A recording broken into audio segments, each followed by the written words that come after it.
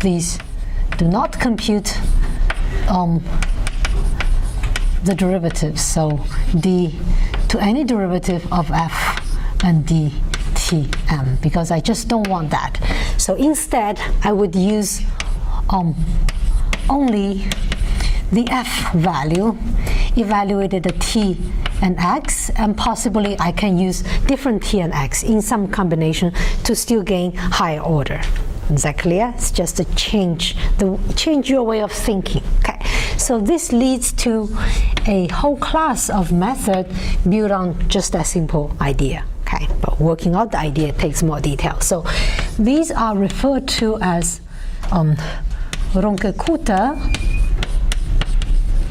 methods. There are many of them of different orders. Okay, they carry the name Runge-Kutta, even though some of them were originally proposed by other people, but this still denote the class of it. Okay. So let's look at the simplest one, the first order Runge-Kutta method. So you don't want to do any derivatives of f in it. But then the first order of Euler's method that we saw, which is also a Taylor series method, satisfies it, right? It does not call for derivatives, remember? So this will be the simple forward Euler. So what is my problem? It's understood my problem is x prime equal to f. I don't write it. Is that okay? So my problem, x prime equals to f tx. That's always my problem. And x t0 is x0. That's the thing we've been studying here. Okay. So for that, the first order method simply becomes forward Euler, which takes the following form. From tk to tk plus 1 with time step h, I will just do one step. And you see, I don't differentiate f at all here. Is that okay? All right, so what if I bump up to second order? What would I do? If you recall the Taylor series method, in order to do the second order method, you have to differentiate the f once in t. That f df dt occurs in the method, right? And now I don't do it, and I do it in another way. So what I will do now, I will write out the method there on the board for you first, and then we look at it and see what it does, and we prove that it's second order, okay? Not the other way around. How do you derive it? And that's another story, okay? That's much harder. So once you have it, it's easy to verify its order. So your method is the following. I would take xk and add on top of it a combination of some constants. So a half of k1 plus and half of k2. K1, K2 are two constants. I'll specify how they are computed. So K1 is just this guy, the same here. So h times f tk xk. And then K2 actually uses information from K1, so it's h times f at tk plus h and xk plus k1. Okay, so what does the method say? So in order to find the solution of the next step, so all you do is you take the previous value, multiply by h, which is here a common factor, and times some kind of a direction that you take to reach the next step. Isn't that right? So to find the accurate direction for you to take, what does this method do? You can think. So this is t, and you are at tk, and the tk plus h. That's tk plus 1. So you want to find a good approximation of this value here, f value, which is x prime value. You want to find a good approximation of that on this interval, kind of in average. So Euler's method would say, I just take this value and then I use it and then I go. I don't care if it ends up to be a different value when I reach tk plus 1. Right.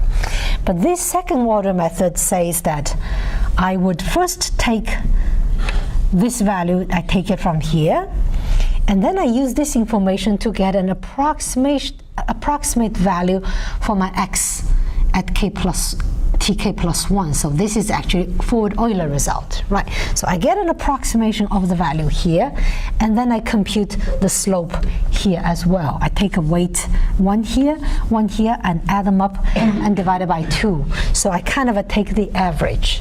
So I shall be more accurate because I considered some part of the future, right? Agree? It's like trapezoid. Take 1, 1, and divide it by 2. Something like that. Okay. So this method carries its own name. It's also called the Horn's method. There are other second-order methods. This is one of them. Takes this form. Okay. So what I will do next will be we write this as a theorem. Let's be serious, and we show it. Okay. So Horn's method is second order. Okay, formally, meaning if f is sufficiently smooth, I will have that. Okay. And we're going to prove it. All right? So let's do a little proof. It's nothing but Taylor series always. So when it says the method is second order, what does it mean is that the total error, the global error, is of order 2, is of order h squared, right? And last time we had this computation where we had a local error, the error at every iteration step, and then we summed them up to get a global error. And we made that observation that local error is always 1 order higher than the global error, and that always holds. We will use that again. Is that clear? So which means I only need to show that the local error for this method is of order 3, and then I'm done. Is that clear? That's what I would do. Okay. So I'll write it down. I'll say that it suffices to show the following, that is, the local error is of order h third. Okay, so that's much easier. That's just a local truncation error. You throw in Taylor series and cut it off somewhere and show the error term is dominated by a certain term, and that's all. Is that okay? So let's do that. How do we show that, the local error? I need Taylor series for a function of multivariable, because I need to expand this f here at the point at tk and txk. So it has 2 independent variables. Taylor series for f tk plus h, xk plus k1, expanded at tk xk. Okay, so that's the point, and then I take 1 step, but whatever I do in the future, I expand it at that point, tk xk. Okay, so I don't know if you are familiar with this Taylor series, but let me write it out. We will be only interested in the very first few terms, so I don't need to get into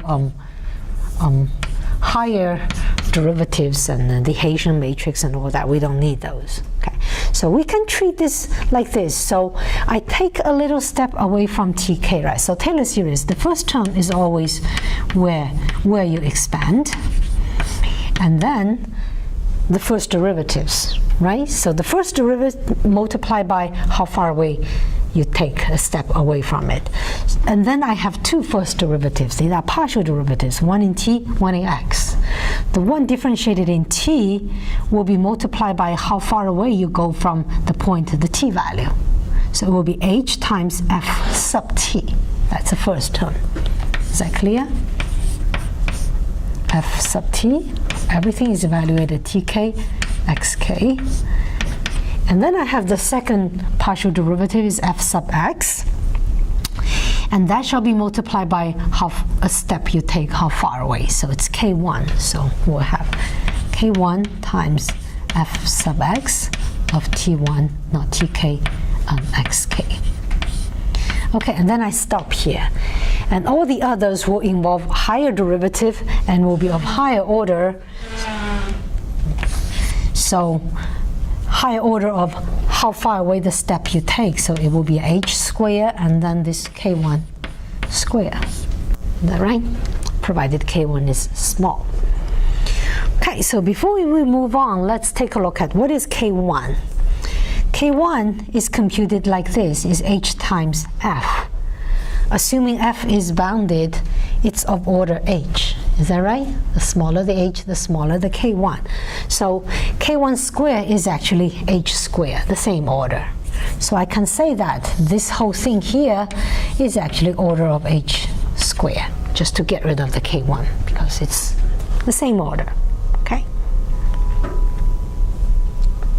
Okay, so with that in my hand, I will compute the k2. I can write out my k2. K2 is just h times this thing here, and I will drop the dependence tkxk just to make it shorter, the notation. Okay, so I will have h times f plus h f t plus and k1. K1, let me write, k1 is h times f x plus something of order h squared. So let me use a different bracket so it's clearer. Okay, so that's an approximate, and I mean, write it out, Taylor series for this k2. Okay, now let's put it back into the iteration step and to see what is xk plus 1. So xk plus 1 equals to xk plus in half of k1 plus k2, so k1 is a half times h times f. I'm just dropping the xk tk. Is that okay?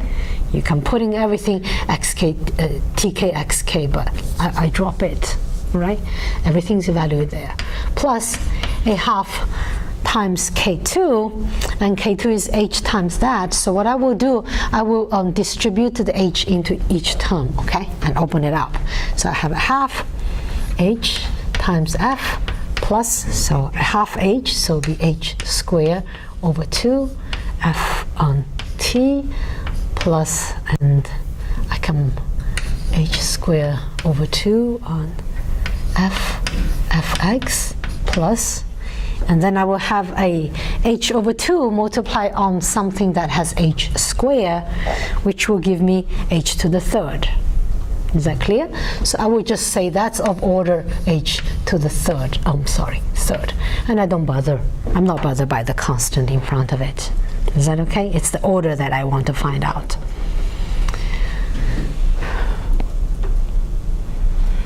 Okay, so some simplification. So what does it give me? xk, I still have.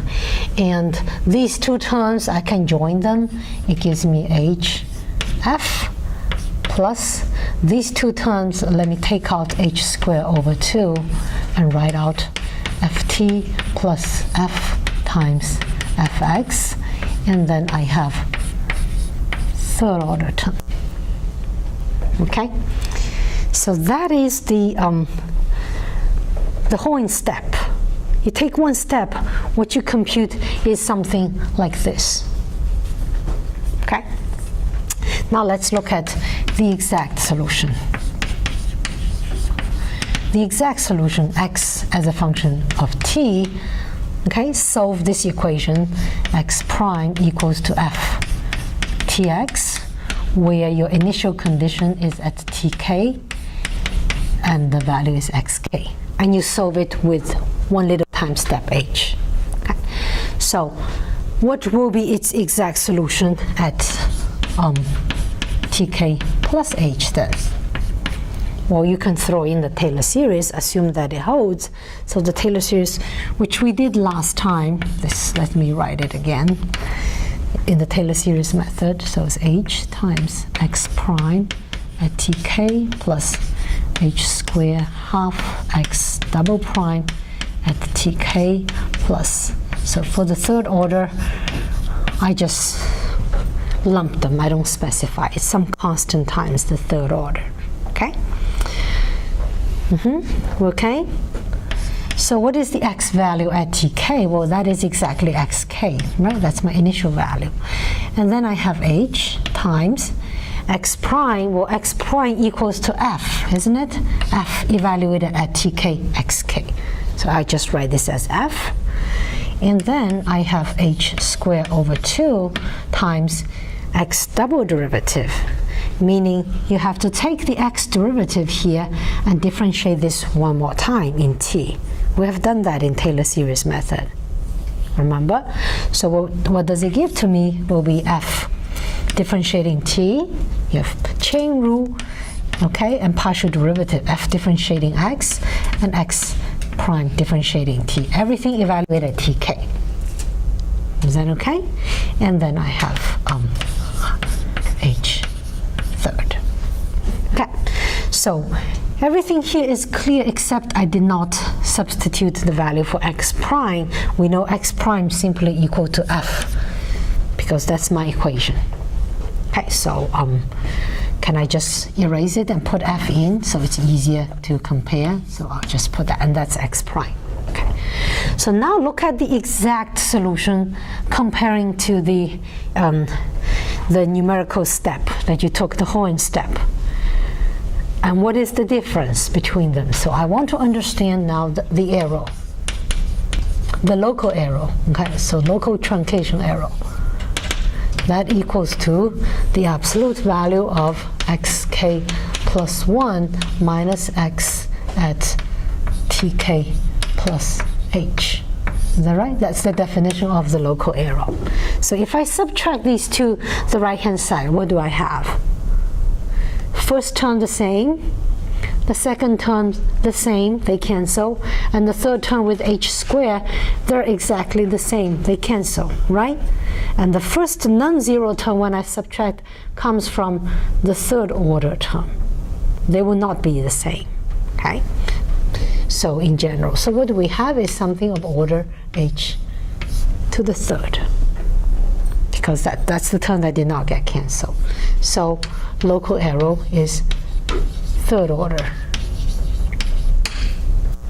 And that's all we needed to show.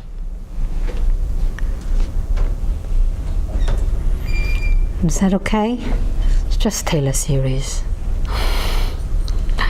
Nothing beyond. Okay. Are we convinced this is a second order method?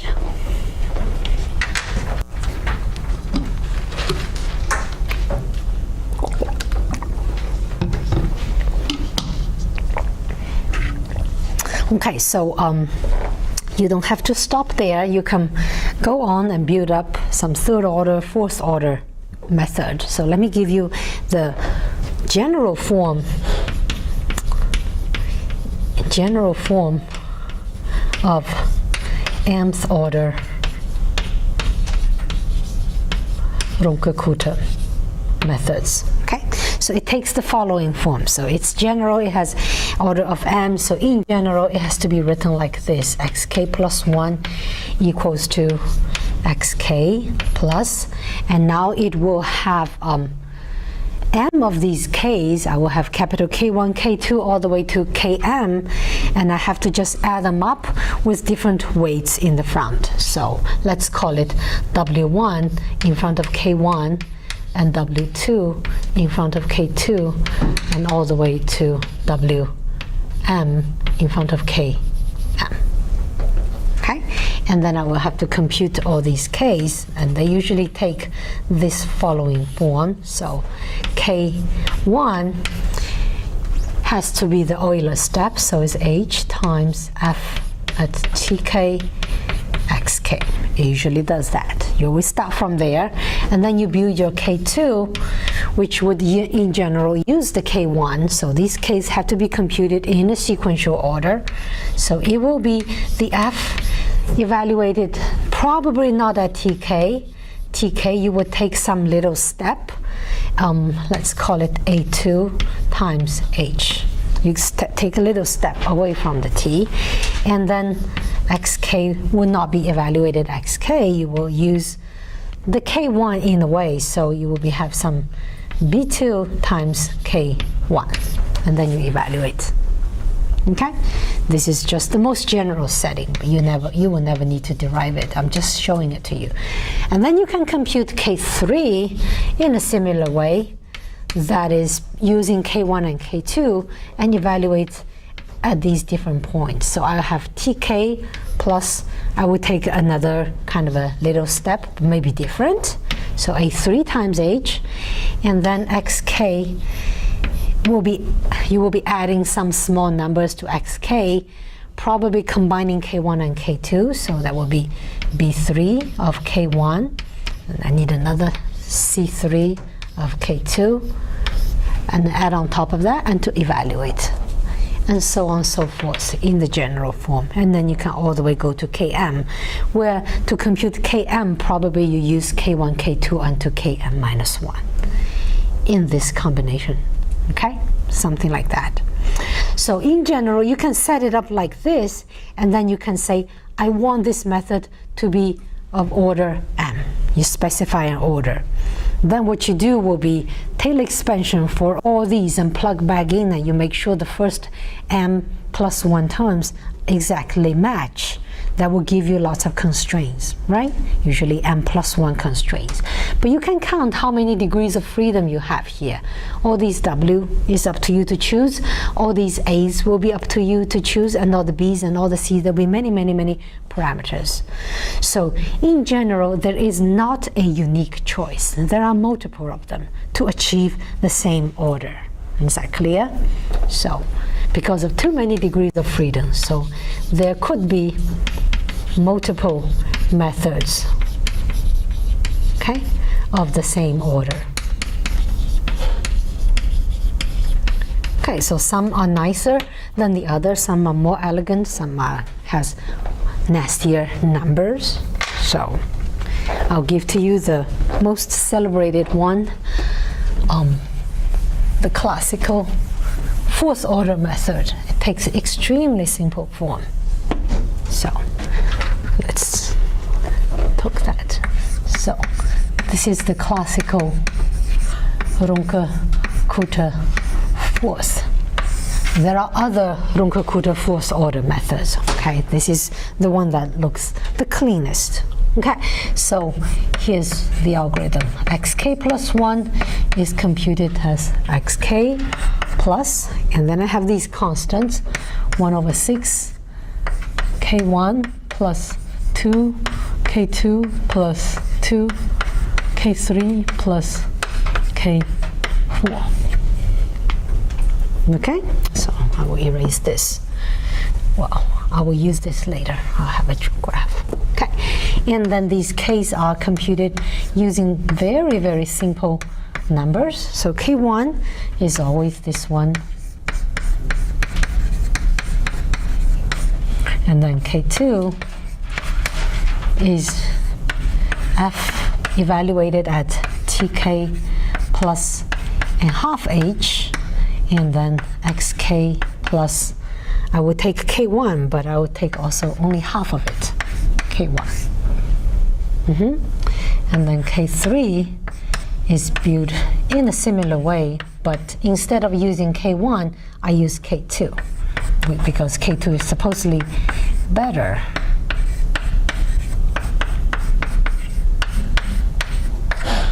And then K3, K4, that will go to TK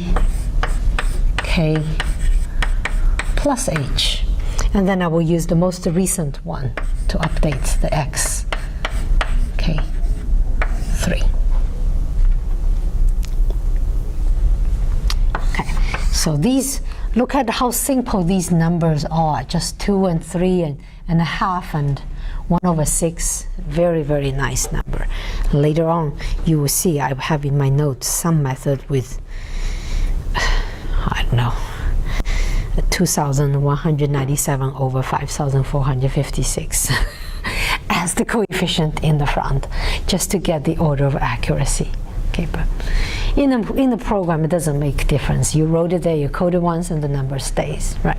But okay, this is really, really simple and nice choice of numbers. So let's take a look at what it is doing. So in principle, what do? You if you have x prime equals to f of t of x, right? If you integrate this from tk to tk plus h, what do you have? tk plus h. The left-hand side becomes x at k, let me write, at tk plus h minus x at tk, which is xk. You're basically saying this one would equal to this one plus some kind of an integral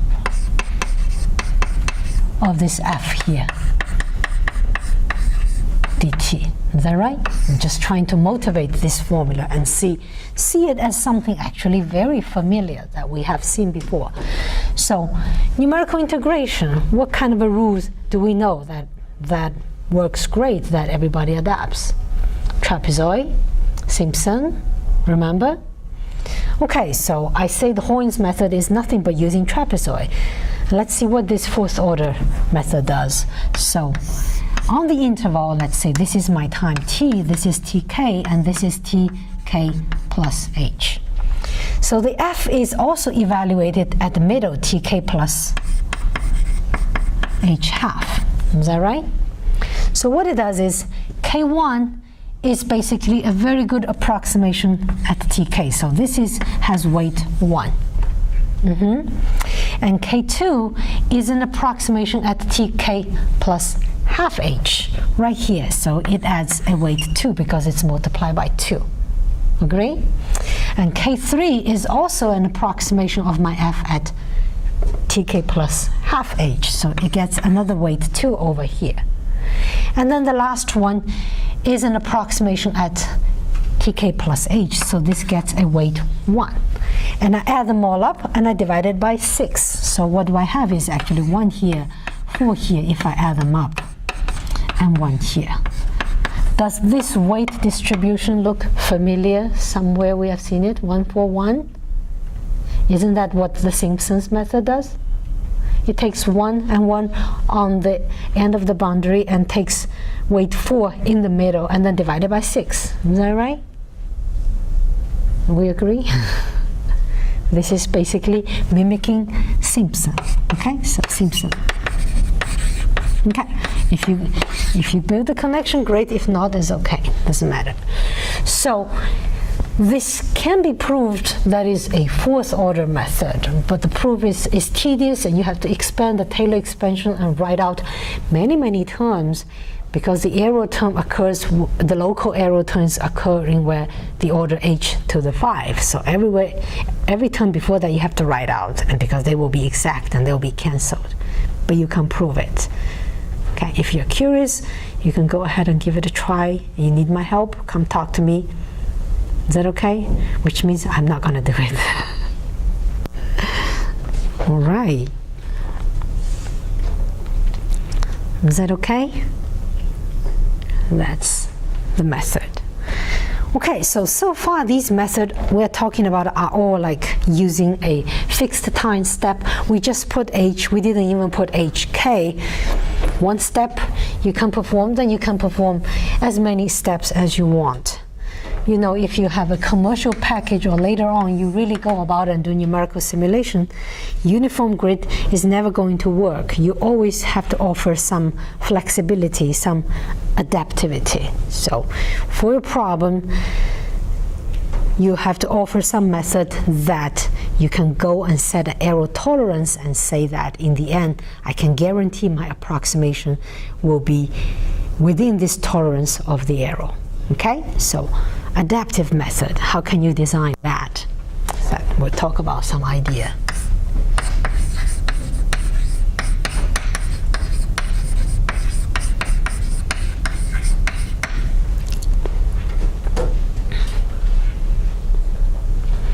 Okay, so make some simple observation.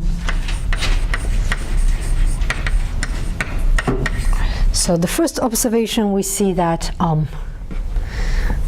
there's some very simple.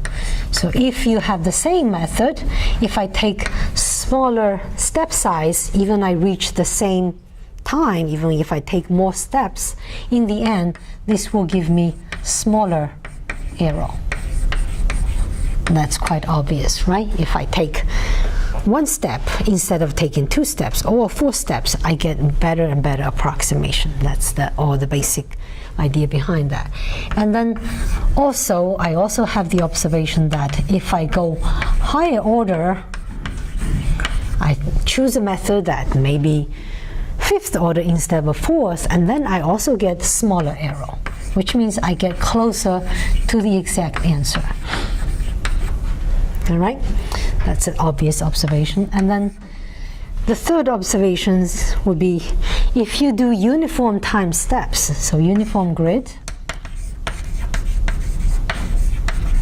so the H you take at every step is the same, but the arrow you make, the local arrow at every step will be different, right?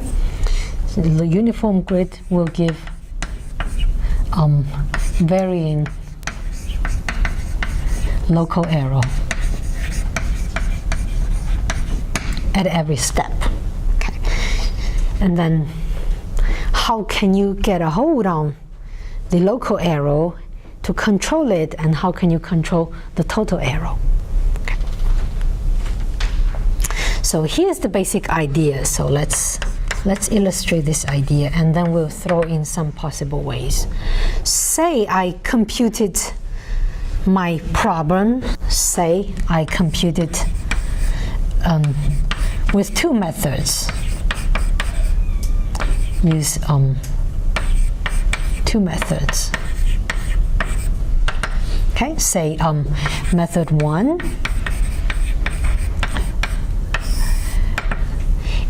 and a second one, method 2.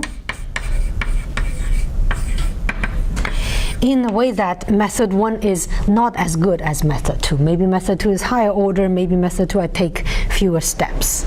Okay, so this one would be like a much better method. Higher order or whatever, higher accuracy. So let's say the answer here would be x at k plus 1. That's what it gives me. And this one gives me x at k plus 1. Let's put a tilde on the top. Let's say you use the 4th order method, and then you use the 5th order method. So you expect the 5th order method to be a better one and give you a better answer, right? And let's say this one gets really close to the exact value. Comparing to this, maybe this is sufficiently close. Then the distance between them gives you a measurement of the arrow.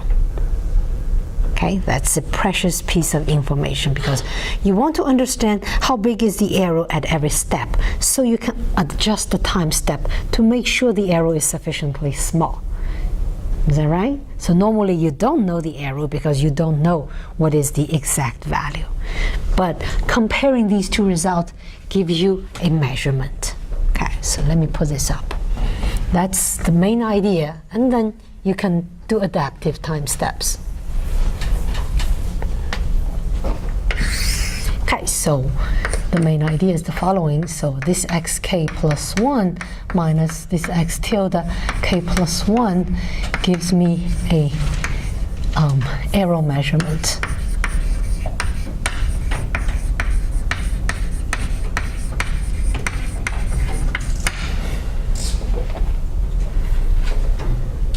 Is that okay? So let's say I'm given some arrow tolerance. So at this step, I computed this arrow, and I can do the following if test. I can just check. So if now I find out that my arrow is way bigger than the tolerance, that means I'm taking too big a time step. Is that right? It's giving me a big arrow. So I should probably reject this step and say that's not good enough. I'll reject it, and then I'll retry it again. I make my step size, let's say half step size, half the step size,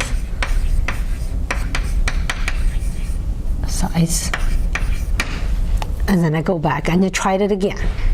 Okay, and you tried it again and again and again until the step size is small enough that this if test is not true anymore. Okay? Okay, so there are other scenarios. Now else, if somehow I have this arrow that's much smaller than my tolerance, So what does it mean? That means, what does it say to the time step I'm taking? Probably it's, come on, too big? Correct me. If your arrow is very, very small, what does it mean? You are being really, really accurate, right? So you're making a very tiny step to make sure the arrow is not big, but I don't need it to be that small, right? So this is okay. I will still accept the result, but maybe next time I don't have to take that tiny step. I can be more relaxed and take a bigger step, and still arrow will be small. Does that make sense? So I will double the time step. Okay, step size, whatever, they mean the same thing. I could just write h here. And then also the last situation would be, you are just fine, so your arrow is approximately equal to the tolerance that you set. Okay, so I accept, and then I continue. I don't change the step size, I just try it for the next step. Hopefully this is good also for the next step.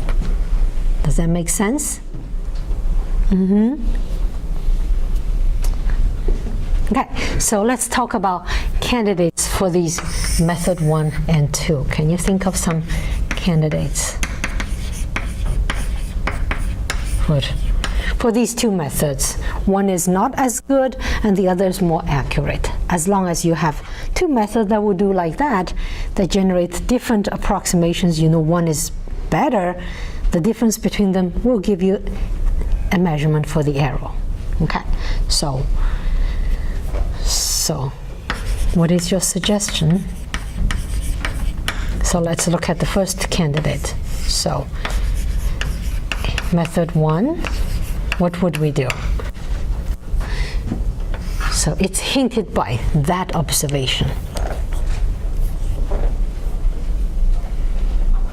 So from TK to TK plus 1 with step H, I take one step. That's method 1. Okay? So take, let's say, Runge-Kutta 4, for example, one step with just step size H. That's my first method, for example. And then I can do a second method. Maybe Runge-Kutta 4 is the only one I have, but I want a better approximation. What will I do?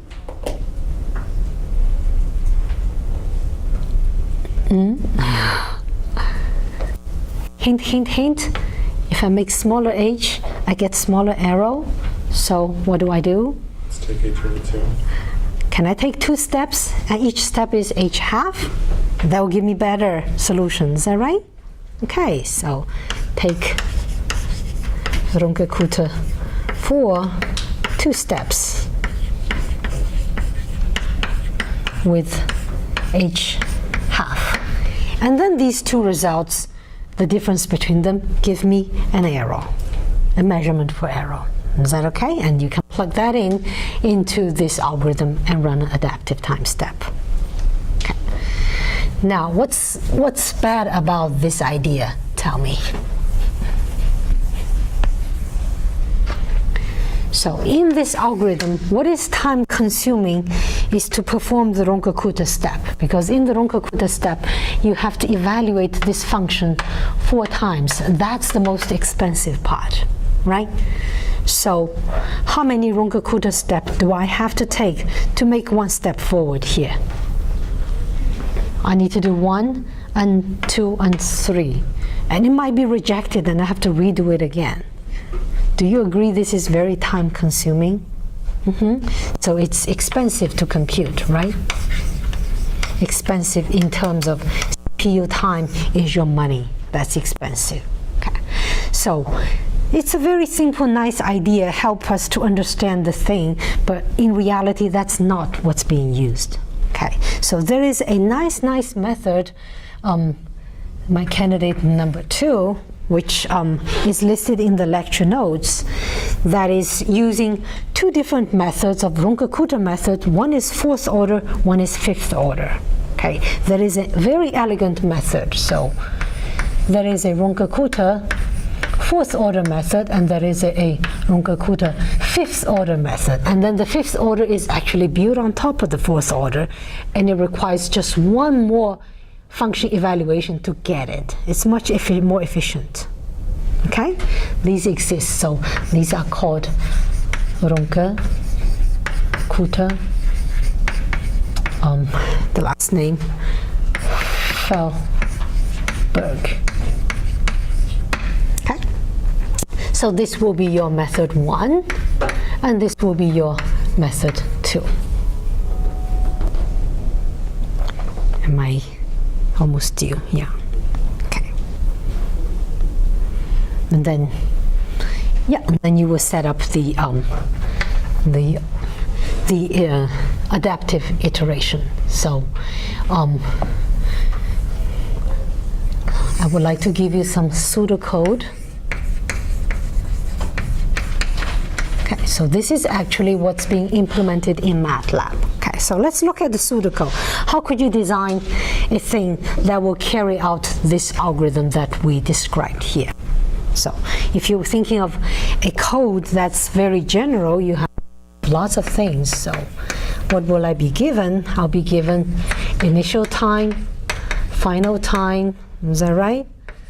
Initial data, initial condition, and initial time step, which I will change.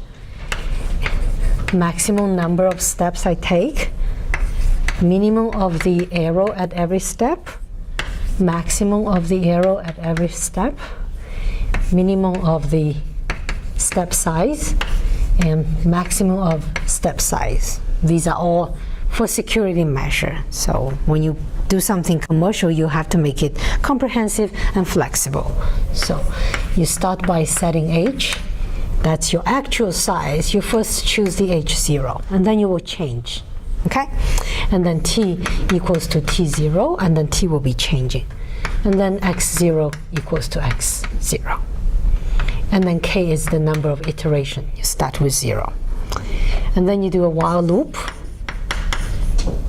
Okay, so you'll be testing if I'm taking too many steps, then something's wrong, I'll get out. Okay? And also, if my time has reached the final computing time, then I get out. Is that okay? So this while loop, either of them will get you out. Okay, and then inside I will check. First, I don't want to take h to be too big or too small. So if h is less than h min, then the h is too small. I have a minimum h I have to take. So I will set h equal to h min. Okay, and then also else, if h is too big, bigger than h max, then I just send it to be max. Stop. So h will lie between h min and h max after this test. Okay. And then I do the computation. I compute Runge-Kutta 4 and Runge-Kutta 5, and then I compute the arrow, which is just the distance between this.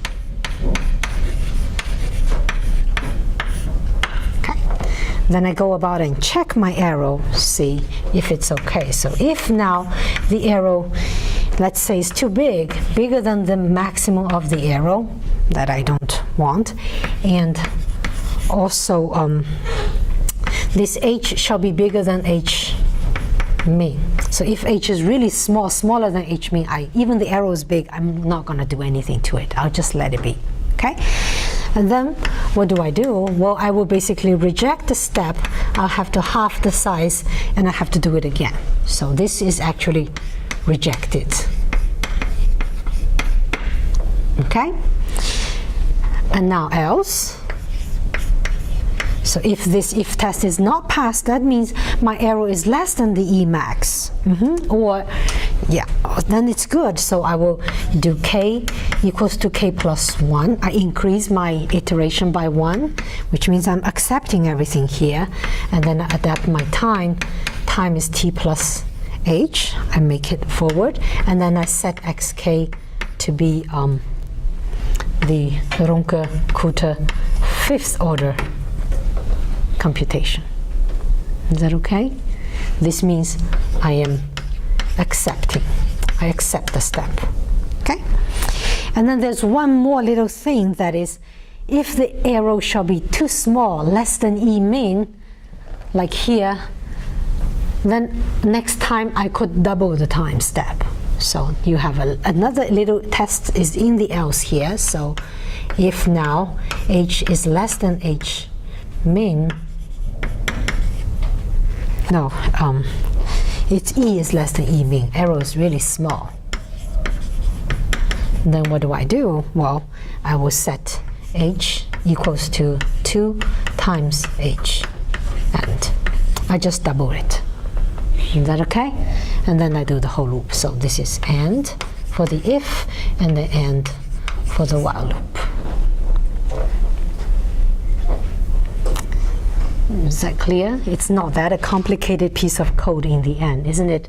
Provided you have this step coded and this coded in 2 functions, and that's all it takes to write out. Okay, and so that's actually what's implemented in MATLAB, the high order Runge-Kutta adaptive method. Yeah. How's that? Okay? Yeah. All right. So don't forget to turn in your homework. I'm expecting that. Don't take that home with you.